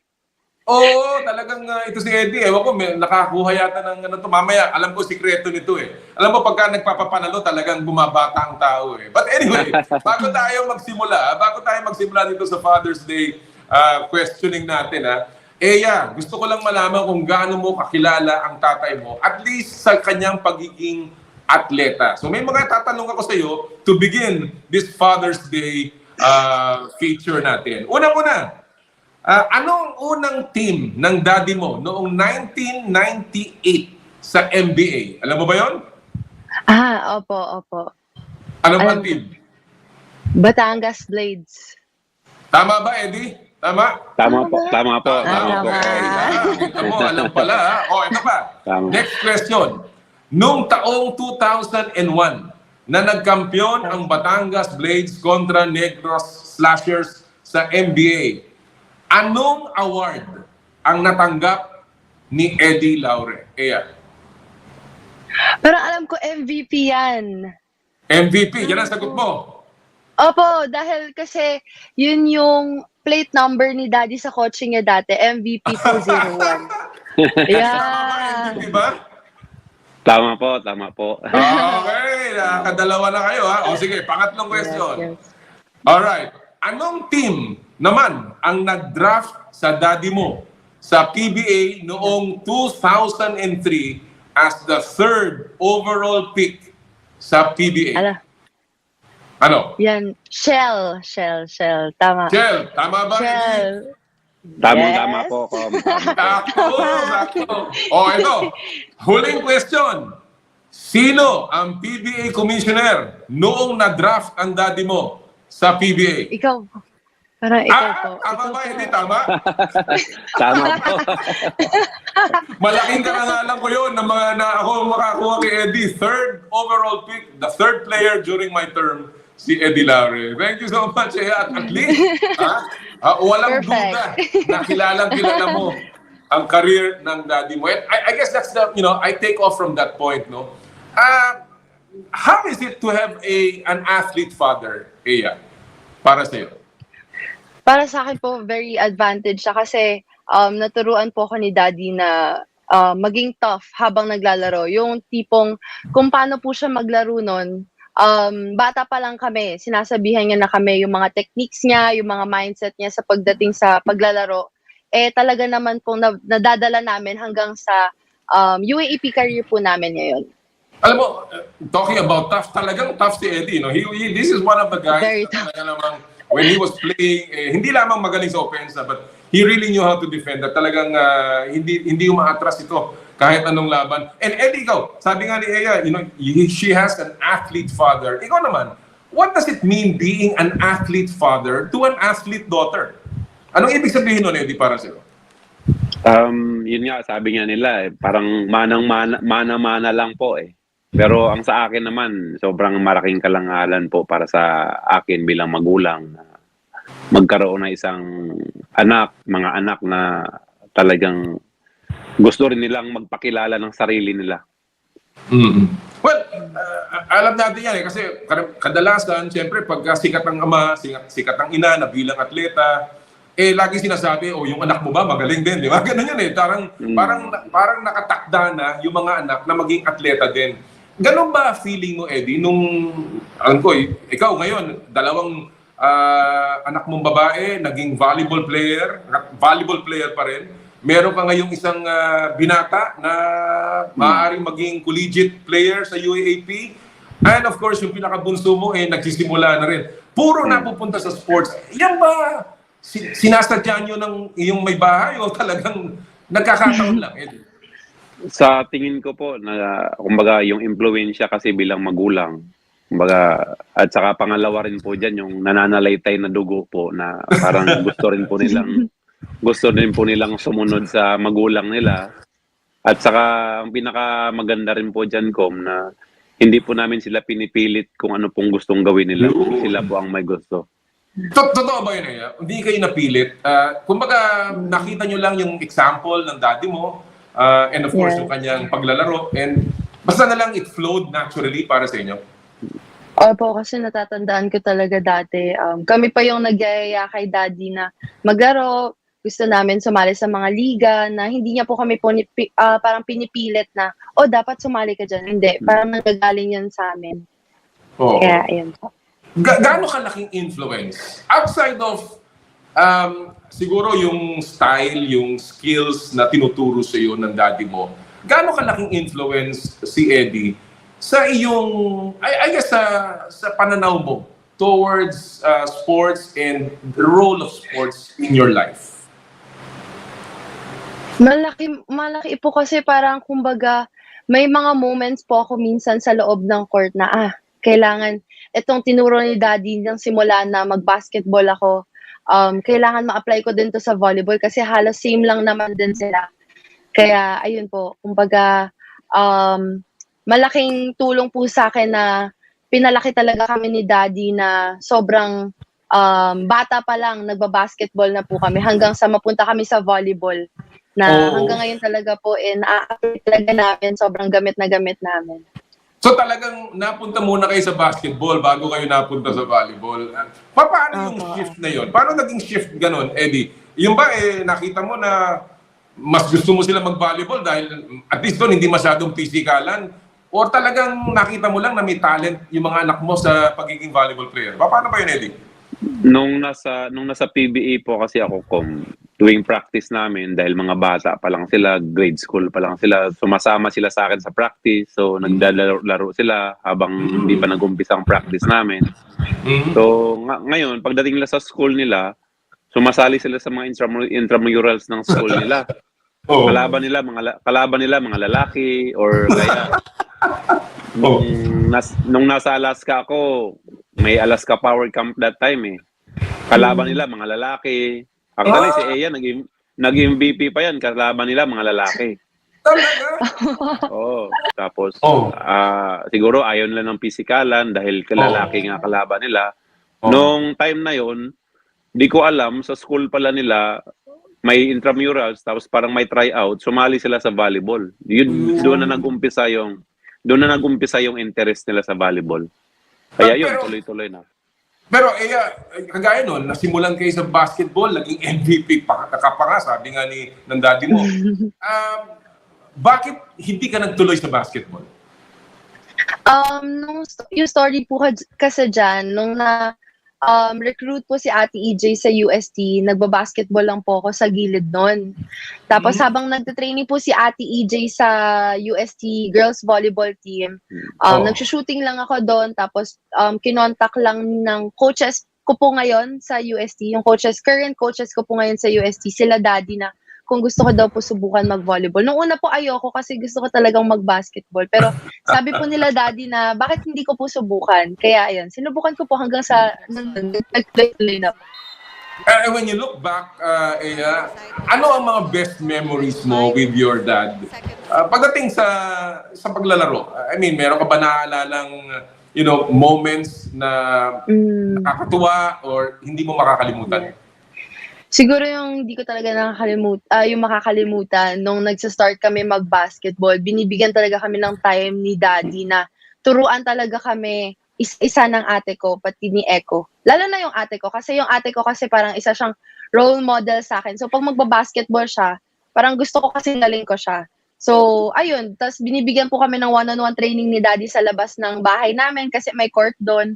So ayun po, yun po yung talagang kahit pagod na si Daddy sa training niya sa Alaska or kung ano man team niya po sa PBA, mini-make sure niya po na natuturuan niya po kami paghapon. Ayan, yun po. Kahit na pagod siya, talagang meron personalized training. And outside of the court, anong pinakamahalaga o importanteng mga leksyon na naituro siya ng daddy mo? Siguro yung pinakamahalaga po yung edukasyon. Yun po talaga na kailangan talaga, kasi dumating po sa point na sabi niya, okay lang na wag ka nang mag-player basta pahalagahan mo yung education mo. Kaya yun talaga yung tinatak ko sa utak ko hanggang sa ngayon po nag-graduating na ako next week. Oo nga daw mag-graduate ka daw sa 22 ba? Ang graduation mo? Opo, sa 22. Wow, congratulations. Talagang malaking achievement, Eddie, para sa iyo. And I'm very happy for you. At as you said, yan ang leksyon na itinuro ng daddy mo at tinupad mo naman. Eddie, alam natin, hindi lahat ng bagay sa sports maganda. Marami ding mga bagay na siguro kung sa iyong karanasan gusto maiwasan, iiwasan mo, no? So, kagaya mo, anong mga bagay, mga experiences ang lagi mo pinagdarasal na huwag sanang pagdaanan ni Eya o at least maiwasan niya yung mga ganong klaseng masasamang aral? Ang tingin ko para sa akin yung wag sanang alam mo yung mapolitika ba, kasi sa basketball, sa volleyball mayroon yan pero yun nga sabi ko sa kanila, kung di man maiiwasan, kailangan tibayan mo lang loob mo, Importante makisama ka lang sa lahat ng taong nakapaligid sa iyo. Oo. Siguro naman may mabuting patutunguhan kung ganun ang mangyayari sa iyo. Excellent. Alam mo, tama yan. Mahirap naman paghahaluin ang laro, ang sports at politika dahil alam naman natin magkaibang mundo yan. Kaya siguro makinig ka nga doon, Eya. Pero ito ang isang bagay. Si Eddie ngayon, mga kapatid, ay isa pong politiko. Congratulations. Hindi mo, Thank you tungkol po. celebration Thank you nito. Si Eya ay gagraduate. Si Eddie naman po ay nahalal bilang municipal councilor ng Katipunan, Zamboanga del Norte. So congratulations, Opo. Konsehal. Maraming salamat po. Congrats, Eddie, Daddy. bakit mo nahiligan? Bakit mo naisipan pumasok sa politika? Unang-una po ko, nung nandyan pa ako sa Manila, lagi akong sinasabihan ng mga high politicians dito sa amin na, Ed, umuwi ka na dito dahil kailangan ka namin dito sa probinsya dahil nga ang mga kabataan dito medyo napapabayaan na, walang magdadala para sa sports. Kailangan ka namin. So ako naman, nag-retire na po ako. So umuwi ako dito. Yun nga, nakikita ko sa mga kabataan nga dito, yung parang uhaw na uhaw ko sa, yung sa sports dito sa amin sa Mindanao. So, kaya ako talagang, ngayon, talagang nagtitiwala sila sa akin, sinuportaan nila ako, ang hiniling ko lang nung eleksyon, ang hiniling ko lang nung rally, gawin nila ako number 8, pero hindi sila naniwala, ginawa nila akong number 2. Kaya maraming salamat. Wow! Maraming salamat. Grabe, number 2, bagito. Aba, pambira. Di nakatulong pa ang magiging sikat na PBA player mo? Medyo nakatulong. At the same time, kasi nakatulong din kung paano tayo makitungo sa kapwa. Malaking bagay po yun para dito sa mga tao. So again, yan, another lesson yan, Eya, I guess sa'yo na ang daddy mo ay minahal ng mga kababayan niya sa Katipunan kung saan I understand, lumaki at of course namumuhay ang mga Laure. So talaga nakakatuwa no, na nandun si Eddie at ngayon ay nagsisilbi. Eya, let me just go to you. I know you're coming off na isang hirap na pagkatalo na sa UAAP Final Four, kung saan natalo ang UST sa Ateneo. Kamusta ka na? How are you taking this loss? Itong sakit po ng pagkatalo, syempre, napaka-challenging po kasi talaga ng season na to. Halos every other day po ang laro namin. So, kunwari, laro ka po ngayon, magpa-practice ka bukas, tapos kinabukasan may laro ka po ulit. So, ngayon po nagfo-focus po ako ngayon sa recovery po at magpahinga po muna dahil grabe po yung naging schedule at labanan talaga na tong UAAP season po na ito. Alam mo, maraming humanga sa iyo because kahit paano talagang kinarga mo ang Golden Tigresses sa UAAP. Nakita naman yan. Even in the Final Four, sa laban niyo ng Ateneo, talagang ang umangat ay ang Eya Laure. When you assess your game, Eya, are you satisfied sa inilaro mo? Or meron ka pa bang areas na sabi mo, I could have done better, pero maybe next time? Syempre madami pa din po talaga akong dapat i-improve. Yung defense and yung consistency sa mga palo, variations, na pagtutuunan ko po talaga sa mga susunod ka po pong dadating ng mga laro at saka sa mga liga na lalaroan ko pa po. Ayun ang tanong. Ayun ang malaking tanong ngayon. Ikaw ba, I know that you're graduating from college, pero meron ka pang option na kumuha ng mga masteral courses para mapagpatuloy mo ang paglalaro mo sa UST. Ang tanong, are you returning to play in the UAP? Ngayon po, hindi ko pa po masyado pinag-iisipan yan kasi may mga injuries po ako na nararamdaman ngayon. So, dahil nga po very sunod-sunod po yung laro namin. So, nagpaparamdam na po ngayon yung katawan ko. So, ngayon po, magpo-focus po muna ako sa mag-recover at magpalakas po ulit ng katawan at lalo na yung mga injuries na nagain ko po from the season. Kaya ayun po, yun po muna. Okay. Sige, pero let me ask, Eddie, alam mo, yan, kagaya niya, sumagot si Eya na hindi pa siya nakatingin doon. Tinitingnan muna niya, of course, yung kanyang injuries. Ano naman ang payo mo, Eddie? Alam natin that yan ay opportunity na makapaglaro pa. But if you were going to give an advice sa anak mong atleta, ano ang maipapayo mo kay Eya sa kanyang pagdidesisyon? Simula pa man noon ko, yun ang sinasabi ko sa kanila na ang huling desisyon nasa kanila. Ang sa amin bilang magulang ay kumbaga guidance lang sa amin, pero sila yung magde-decide para sa sarili nila, para pagka nandun na kami sa huli, kumbaga hindi kami sisisihin na, Daddy, bakit mo kasi ako pinaglaro sa pro, o kaya bakit mo ako sa pinalaro pa sa UAAP. Gusto ko ang huling desisyon na sa kanila. Basta ang sa amin ni Mrs. ko, advice lang kami para sa kanila. Grabe, talagang very ideal. Hindi siya stage dad, ha? Mukhang hindi stage dad si Eddie, ano? Talagang pinapabayaan kayo gumawa ng sarili ninyong pasya. You know, before I end this interview, of course, when you look at your dad, anong mga katangian as a father ang talagang hinahangaan mo and makes you say na one of a kind ang daddy mo? Yun pa rin po yung sasabihin ko, katulad sa mga previous ko pong interview, yung pagiging humble niya po despite sa mga na-achieve niya po sa basketball career niya. Kasi hindi po talaga siya nagbabago. Kahit nung panahon po na sobrang sikat niya pa po sa PBA, grabe, nakikita ko po talaga kung paano niya po pinapahalagahan yung mga taong nasa paligid niya.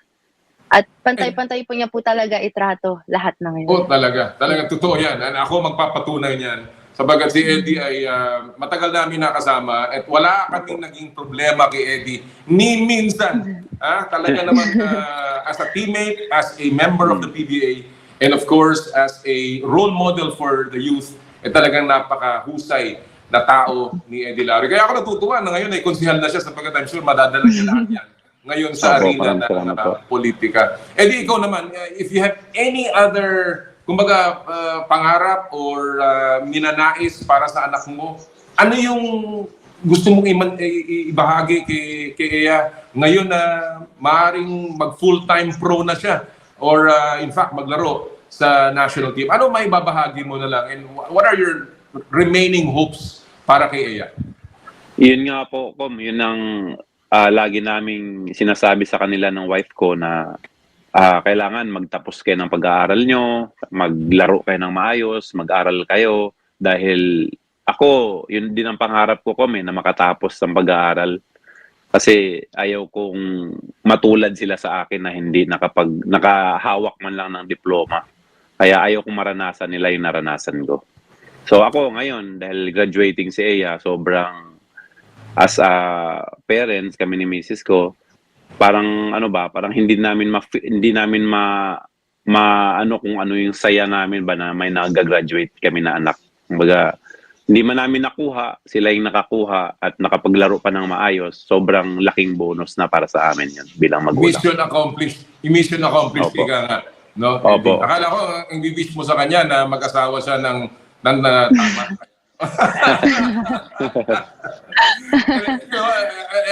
As a parting shot dito, Eya, it's Father's Day tomorrow. Ano ang Father's Day wish mo para sa daddy mo?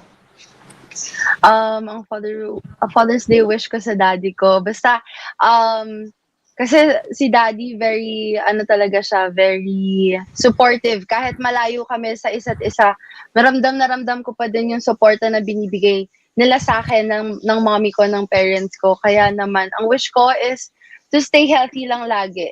Kasi yun pa din naman talaga, ang dami na ding mga virus, and yun talaga itong pandemic, parang yun na yung lagi kong pinagpipray gabi-gabi na maging healthy yung bawat isa sa pamilya po namin. Well, looking at Eddie, kung paano bumabata itong hindi lamang dahil napaka-successful sa kanyang naging PBA career sa basketball, ngayon very successful sa kanyang pamilya with kanyang mga anak, ay lahat nagbigay ng karangalan para sa pamilya. And of course, ngayon siya is lingkod bayan, talaga namang I think yung prayers mo are already answered. Talagang si Eddie is doing very, very well. And I'm very happy for you, Eddie, at sa pamilya mo. Thank you. Eya, all the best sa iyong career. Of course, Salamat now po. you're going to be playing pro. Hopefully, makita ka namin and makapiling ka pa namin muli dito sa Power and Play. Happy Father's Day, Eddie, and good luck. Thank you po. Thank you, Com. Thank you. Mga kaibigan ng mga Laure, si Eddie at si Eya, dito po sa ating Father's Day special. Dito po sa Power and Play. Nako, talagang nakakahanga, no? Kahanga-hanga yung mag-amang yan. And you can feel yung kanilang affection for one another. And of course, the pride that they have for each other. Alright, mga kaibigan, dyan po tayo nagwawakas ngayong araw po ng Sabado. Salamat po sa lahat ng sumubaybay at nakisama sa atin ngayong araw po ito. Sa lahat ng ating mga guests at sa lahat po sa inyo ng mga suki namin sa Power and Play. Magsama-sama po ulit tayo next week. Kami po ay magmumula sa Aseya Subic Beach Resort next week. At lagi natin sinasabi, tuwing Sabado, bawal ang masungit. And of course, sa lahat po ng ating gawain, ad maiorem Dei gloriam, all for the greater glory of God. Susunod na po ang inay ko po. Kami po ang 1PH teleserbisyo para sa Pilipino. Happy Sports Weekend, mga kapatid! More power, more play.